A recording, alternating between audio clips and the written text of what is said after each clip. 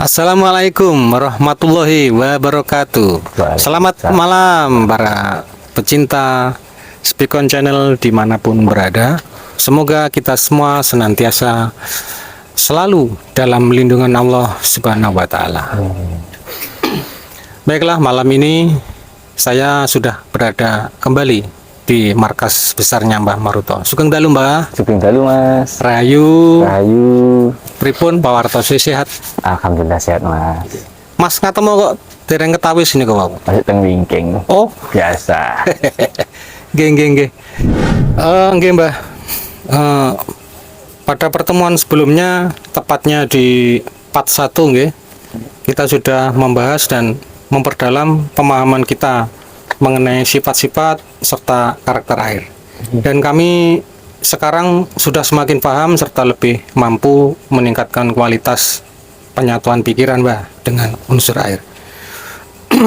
Untuk kesempatan kali ini Mbah, adakah tambahan materi yang mungkin perlu kami pelajari Mbah guna menambah bekal kami di dalam mempelajari serta menyelami karakter air Mbah yang nantinya mungkin bisa berguna di masa depan? Iya Mas. Intinya jangan sampai berhenti pada pemahaman. Jangan hanya fokus pada pemahaman saja. Namun sifat-sifat mulia yang telah diajarkan oleh air harus mewarnai kesadaran diri. Dan jika berbicara tentang kesadaran, maka tentu ada korelasi dengan dunia tindakan. Mbak. Maka artinya sifat serta karakter air harus juga mewarnai sikap kita, perilaku serta tindakan kita dalam hidup sehari-hari Mas. Itu penting.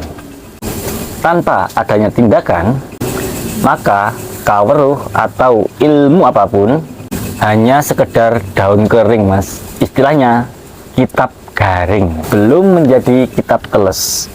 Kitab teles itu Mas, ketika ilmu itu sudah diamalkan, sudah dipraktekkan, sudah mewarnai seluk-beluk diri dan kehidupan kita Mas. Kitab garing itu bukan hanya sekedar buku, bukan tulisan yang tertera di atas kertas, namun pemahaman, kaweruh, atau pengetahuan yang sudah ada di otak kita Mas, yang sudah ada di kepala kita ini juga masih merupakan kitab garing, belum jadi kitab teles. Ibarat ilmu kang durung kelakon. Monggo. Nah, Mas ngopi dulu Mas. Tuh Mas ketemu. Nggih. Oh, damel kopi ternyata. Nggih. Oke. Alhamdulillah, aku lagi dicamni pindah niki. Matur suwun Mas. Ketemu Mas ketemu. Ono kok nggih. Nggih, monggo. Oh nggih. Nggih, pinara. Teng wingking. Nggih, ngambakan nggih digondol wewe. Mosok wewe-ne doyan kali Mas ketemu. Lah niku pertanyaane, Mbak. Balik marang niku. Jadi itu tadi masalah kitab garing Mas. Ibarat ngilmu kang durung kelakon. Kados kula. Yang kelakon rapi. Sing sabar to, judulnya mesti ono. Tak prediksi minggu-minggu iki kamu ketemu cewek cantik. Ngoten nggih saestu. Ra sabar kula. Pripun Mbah, Mas ketemu badhe kepanggih jodoh? Insyaallah. Alhamdulillah. Tapi kula nyembang napa Mas mengki nek tam 7 jodohan jenengan? Ya napa-napa. Jadah. Nggih. Tunggu tiring-iring ngoten. Oh nggih, siap. Siap Mas ketemu. Kompon tuh beram lembane wawasane gambarane sampai. Ampun. Nggih. Iki kan anu nawi nggih utang-utang gede-gede lho. Wah, Selesai kan ya. Gampang Mas. Nggih, Maruto pun siap Mas. Masih pun digarap toh. Oh nggih, ampun siap. Ngantos si cair itu. Nek gripis iki tangan kula niki. Pripun asbak kula mun digarap pesenan? Ampun. Alhamdulillah. Terus tenggene jenengan tambah suwai mboten namung kula tata kula krak. Nggih. Kuat untukmu dong. Nggih, Mbak. Nggih, Mbak. Nggih. Ya itu tadi Mas, yang ada di pikiran kita itu masih kitab garing, belum kitab teles. Ibarat ilmu kang durung kelakon tadi Mas, isi angen-angen, masih berupa gagasan, masih angan-angan. Kados rencana nih kayak Mas ngatemo. Kan pasti angen-angen. Nggih, nggih, nggih. Sing kelakon. Nggih. Pasti kitab garing. Oh, ngaten, nggih, nggih. Artinya belum terjadi, belum terlaksana.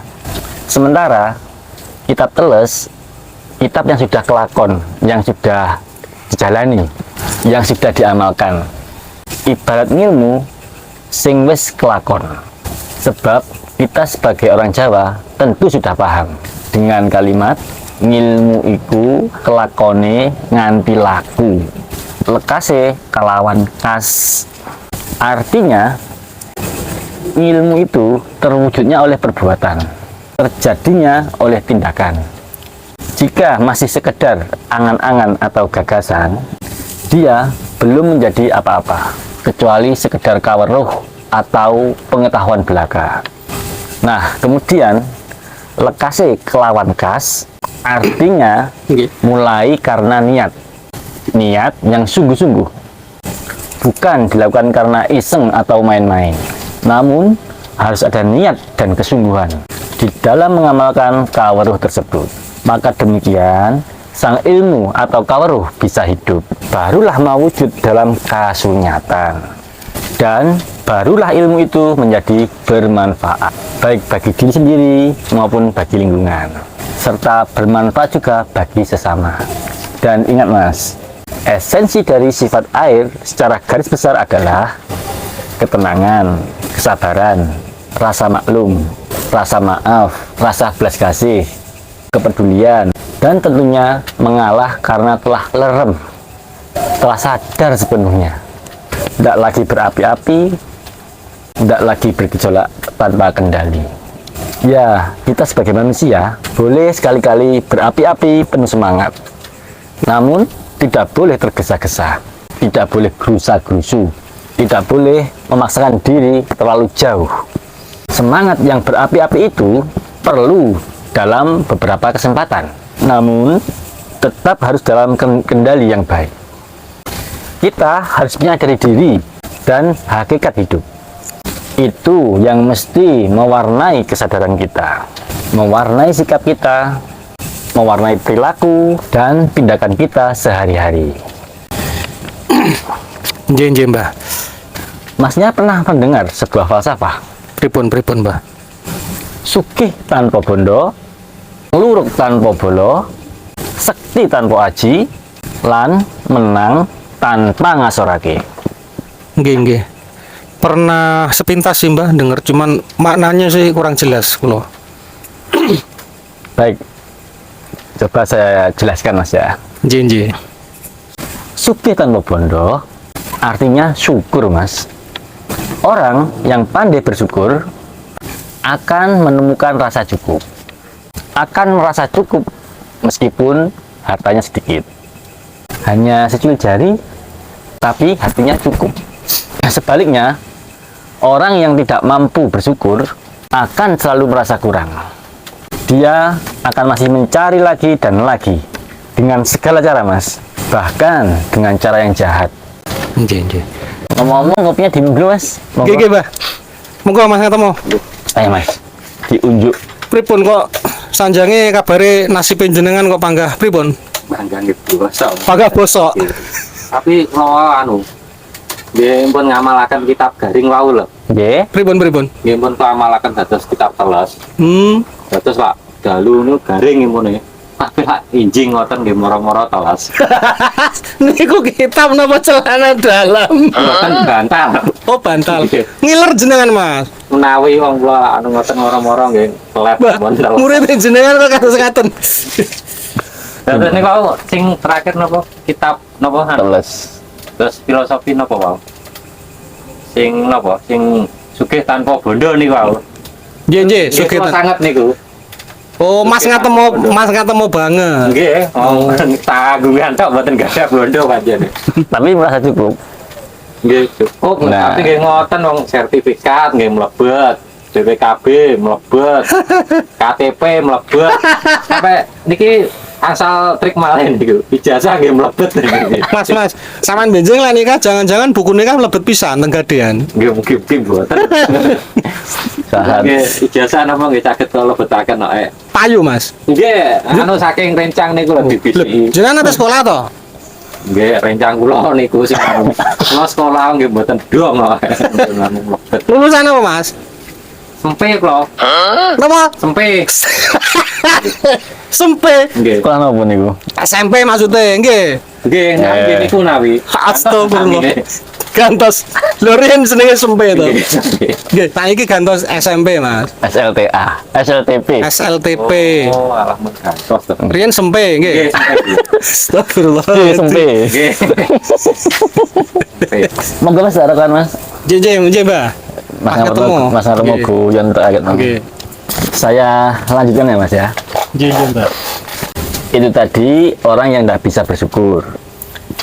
Sementara orang yang pandai bersyukur akan mampu menciptakan kebahagiaan dalam hidupnya. Meskipun dalam keadaan yang paling sederhana sekalipun, dia akan merasa cukup, merasa sudah sangat berkelimpahan, merasa kaya meski dengan harta yang terbatas. Ketika ada orang yang memerlukan bantuan, dia akan dengan sukarela, dengan senang hati membantu. Itu karena dia sudah merasa cukup, Mas. Nggih. Nggih, Mbak. Ini fenomena juga, Mbak, yang banyak terjadi. Kita ngelihat orang-orang yang peminta-minta itu Nggih. kebanyakan yang ngasih malah orang-orang yang nun sewu, ekonominya pas-pasan, Mbak. Kalau orang kaya itu kayaknya masih hitung-hitung dulu mau ngasih. Yang saya lihat sih, Mbak, kalau kenyataan sebenarnya di luar ya saya nggak tahu sih. Cuman yang sering saya lihat gitu. Memang kayaknya yang hartanya sedikit, tapi yang pandai bersyukur itu lebih murah hati kayaknya, Mbak. Yang pas-pasan itu kadang lebih bisa merasa Iya. itu, Mas. Nggih. Misalkan dia tuh kondisinya seperti itu, seperti apa juga, sudah merasakan juga. Nggih, nggih. Itu karena dia selalu bersyukur, Mas, atas apapun dan berapapun yang dia punya. Berbeda dengan orang yang banyak harta tapi tidak bisa bersyukur. Dia akan sangat pelit, kikir. Ketika ada orang yang membutuhkan bantuan, dia pasti berpaling muka karena hatinya masih miskin, masih merasa bahwa semua hartanya belum cukup. Jadi itu tadi sugih tanpa bondo, yang artinya adalah kaya hati, jiwanya kaya, batinnya sudah berkelimpahan, dan semua diawali dengan rasa syukur. Jadi rasa syukur itu penting banget, Mas, untuk mencapai yang namanya sugih tanpa bondo. Nggih, Mbak. Selanjutnya, ngluruk tanpa bolo. Artinya, Mas, rukun. Orang yang sudah tidak mau bermusuhan, orang yang sudah muak dengan permusuhan, orang yang senantiasa menjaga cinta kasih dan membawa kedamaian dalam hatinya. Orang seperti itu, Mas, ketika bicaranya baik, sikapnya baik, tingkah lakunya baik, perbuatannya juga demikian, maka kemanapun dia pergi, dia akan diterima, Mas. Dimanapun dia berada, dia akan mendapatkan sambutan yang baik. Itu karena dia selalu menjaga sikap, ucapan, dan perbuatannya. Dia tidak perlu pengawal, Mas. Tidak butuh pasukan. Kayak apa pasukan? Wong dia datang tidak dengan bermusuhan kok. Bukan membawa permusuhan. Karena dia datang kemanapun membawa perdamaian, membawa kebaikan. Kebaikan sikap, ucapan, tindakan, kebaikan hati. Pengawal apa yang dibutuhkan? Makanya disebut ngluruk tanpa bolo. Beda dengan kita. Kalau kita datang untuk bermusuhan, membawa rasa permusuhan, kita nggak mungkin sendirian. Meskipun tidak ada pasukan, kita pasti membawa piranti, entah senjata, ilmu, atau alat-alat lain yang bisa digunakan untuk melindungi diri. Makanya, ngluruk tanpa bolo artinya adalah selalu membawa kedamaian ke segala tempat, membawa kerukunan ke setiap manusia. menawarkan persahabatan ke semua orang. Hatinya terbuka, luas sekali, tidak ada permusuhan. Yang ketiga, Mas, sakti tanpa aji. Dia kuat meski tanpa ilmu atau senjata apapun. Kenapa bisa seperti itu? Itu karena dia selalu berbuat baik, selalu menanam kebaikan dimanapun tempatnya. Dengan siapapun dia bertemu, dia senantiasa menanam kebaikan, dan buahnya dia akan aman ketika ada bahaya yang mengancam. Banyak orang yang ingin melindunginya, Mas, karena dia orang yang baik. Maka disebut sakti tanpa aji. Untuk itu, Mas, pemirsa juga tolong diperhatikan. Percuma kita memiliki kemampuan setinggi apapun, kalau perbuatan kita jahat, moralitas kita bobrok, mental kita rusak, kemana-mana kita menebar teror, suatu saat pasti celaka juga kita, Mas. Setinggi apapun ilmu tadi, pasti akan terkalahkan juga. Berbeda dengan kebaikan. Tanpa ilmu apapun, kita menanam kebaikan di semua tempat, berbuat baik kepada semua orang, maka buahnya pasti kebaikan juga. Akan banyak orang yang mencintai kita, sehingga ketika kita terancam, banyak orang yang berlomba-lomba, Mas, untuk melindungi kita, Mas. Ngatan Bang ya. Iya, Mas. Yang terakhir, Mas, menang tanpa ngasorake. Padahal kemenangan itu pasti terjadi karena ada yang kalah, ada pihak yang kalah. Tapi di sini aneh, menang tanpa ngasorake, artinya menang tanpa harus mengalahkan. Ini sama dengan ketika diri sudah berdamai dengan segala hal, sudah tidak pernah melakukan permusuhan, sudah berdamai dengan semua orang, sudah berdamai dengan segenap suku dan segala bangsa, Mas. Dia sudah nggak ingin lagi berperang, nggak ingin bermusuhan, nggak ingin mengalahkan siapapun. Ingat, ini kan sifat-sifat air, Mas, seperti yang kita pelajari kemarin. Iya, bener juga Mbak. Jadi dia sudah nggak ingin bersaing dan berkompetisi lagi. Sebab ujung dari persaingan dan kompetisi adalah adanya pihak pemenang serta pihak yang kalah. Orang semacam ini, Mas, yang sudah tidak ingin berperang, tidak ingin lagi bermusuhan, adalah orang yang selalu menebar kedamaian. Dan untuk itu, pertama-tama orang tersebut harus lebih dahulu berdamai dengan dirinya sendiri. Orang yang belum bisa berdamai dengan dirinya sendiri akan sulit membawa kedamaian itu keluar. Tapi niki ngeten lho, kados pengalaman nih. Tapi Ini kan akan misal kompetisi sepak bola ngoten. Nggih. Misal satu provinsi namung beda kota. Nggih. Ini kan kedadosane kan kadang goro-goro namung benten tim yang didukung kan tukaran toh, padahal namine menang kalah namung wajar, tapi permusuhan ini kan akhirnya tetap berlangsung terus menerus. Goro-goro namung belani tim masing-masing antar kota. Terus pun memang saat ini kadosnya pager-pager ingkang didamel kali leluhur niku lho, kados napa menang tanpa ngasorake kan kados sampun ical. Nggih. Memang dibentukkan kesane kados enten permusuhan ngoten, Mas. Nggih. Iya, Mas. Memang masyarakat kita itu menerapkan pola yang salah. Ini kalau Mbah Maruto boleh mengkritik ya. Mohon maaf sebelumnya. Jadi mulai dari anak-anak kita yang masih kecil itu aja sudah diajarkan kompetisi loh, Mas. Dengan diikutkan lomba nyanyi, lomba pentas seni, peragaan busana, menari, dan lain sebagainya. Itu sudah mengajarkan, mendidik anak-anak kita itu dari kecil berkompetisi untuk menjadi yang terbaik, untuk bersaing dan berlawanan. Artinya apa, Mas? Tanpa kita sengaja, dari kecil kita sudah menanamkan di bawah sadar mereka, di bawah sadar anak-anak kita, bahwa untuk mencapai kemenangan dalam hidup harus ditempuh dengan cara mengalahkan yang lain, menyingkirkan yang lain. Dan itu nanti akan terbawa sampai dewasa. Nggih.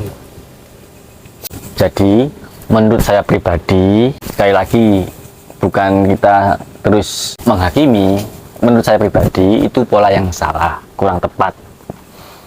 Seharusnya, justru kita harus mengajari anak-anak kita, semenjak dari usia dini, bahwa kemenangan itu bisa dicapai dengan cara kebersamaan, dengan kerja kelompok, bekerja sama, tanpa harus bersaing, tanpa harus saling mengalahkan. Ya, kita tahu bahwa tujuan kita mengajarkan kompetisi kepada anak-anak kita adalah agar mereka punya daya tahan, punya daya saing, dan daya juang di dalam menapaki masa depan yang penuh persaingan. Karena dunianya memang sudah seperti ini, sudah penuh persaingan di mana-mana. Sehingga kita mau tidak mau mengajarkan mereka untuk piawai dalam bersaing. Namun sekali lagi itu pola yang salah, yang tidak baik bagi perkembangan peradaban. Ngapain, Mas? Nggih, Mbah. Untuk masalah yang satu ini, Mas, nanti akan kita bahas di lain kesempatan. Nggih, Mbah. Dan untuk kali ini, sementara waktu saya kira sudah cukup pembahasan kita mengenai unsur air. Namun, jangan dikira ini sudah habis, Mas. Sebenarnya, membahas unsur air itu nggak ada habisnya. Nggih. Namun, pada kesempatan ini kita cukupkan sampai di sini dulu, Mas. Besok, kita akan mempelajari unsur berikutnya. Nggih, Mbah. Nggih.